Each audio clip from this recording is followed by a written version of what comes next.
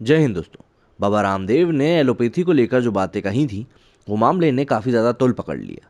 अब कई लोगों ने उसमें बाबा रामदेव का साथ भी दिया और कहा कि देखिए बाबा रामदेव जो कह रहे हैं वो कहीं ना कहीं सही भी कह रहे हैं। वहीं कुछ लोगों का कहना ये भी था कि बाबा रामदेव यहाँ पे सिर्फ और सिर्फ अपने प्रोडक्ट की एडवर्टाइजिंग के लिए ऐसी बातें कह रहे हैं।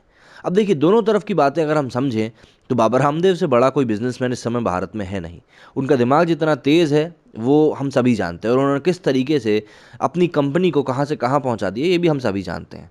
हालांकि उनके उत्पादों के कई ज़्यादा फ़ायदे भी हैं, और सबसे बड़ी बात तो ये है कि वो स्वदेशी कंपनी है, तो किसी बाहर के व्यक्ति को कमाने से अच्छा है कोई घर का ही व्यक्ति कमाए।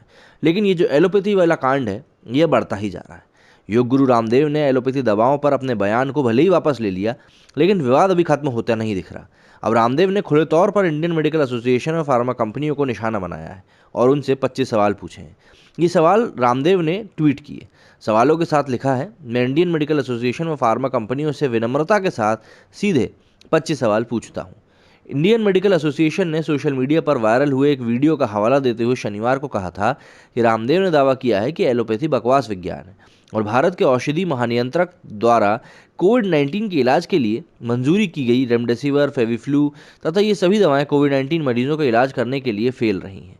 रामदेव के इस बयान का काफ़ी ज़्यादा विरोध हुआ था। अब समझते हैं कि आखिर इनके वो 25 सवाल हैं क्या। पहला, एलोपैथी के पास हाइपरटेंशन, बीपी या इन सब की कोई स्थायी समाधान क्या है? एलोपैथी के पास टाइप 1 व टाइप 2 डायबिटीज़ व उसके कॉम्प्लिकेशंस के लिए परमानेंट सॉल्यूशन क्या है? फार्मा इंडस्ट्री के पास थायराइड, आर्थराइटिस, कोलाइटिस, अस्थमा की समस्या का निर्दोष स्थायी क्या है? और लीवर पर साइड इफेक्ट रहित एलोपैथी में क्या इलाज है? क्या फार्मा इंडस्ट्री के पास सिर दर्द और माइग्रेन का कोई परमानेंट सॉल्यूशन है जिससे बार बार सर दर्द या माइग्रेन का दर्द ना उठे? फार्मा इंडस्ट्रीज में आंखों को चश्मा उतारने का, हियरिंग एड हटाए जाने का इसका कोई इलाज है?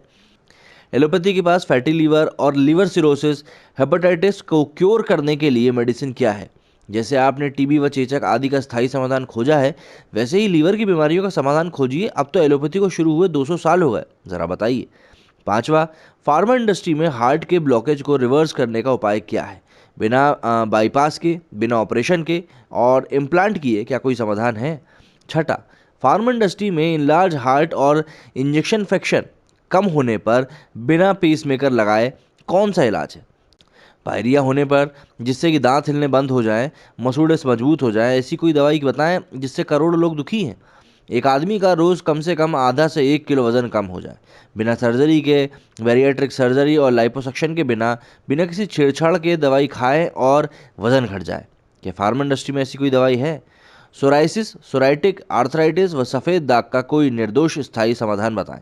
एलोपैथी के पास पार्किंसन का कोई स्थायी समाधान मौजूद है? इसी के साथ साथ उन्होंने कई सारे सवाल पूछे हैं एक फोटो ट्वीट करते हुए, जिसमें कि ये 25 सवाल मौजूद हैं। अब केंद्रीय स्वास्थ्य मंत्री हर्षवर्धन ने एलोपैथी के बारे में दिए गए योग गुरु रामदेव के बयान को रविवार को बेहद दुर्भाग्यपूर्ण करार करते हुए उन्हें इसे वापस लेने के लिए कहा।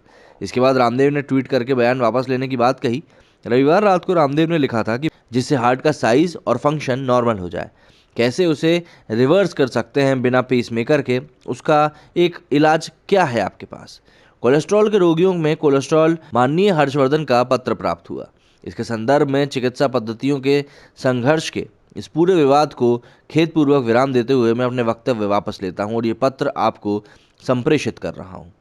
लेकिन ये विवाद सिर्फ यहीं खत्म नहीं हो रहा है, क्योंकि बाबा रामदेव ने जो बातें कही हैं वो डॉक्टर्स को बहुत ज़्यादा बुरी लग गई हैं।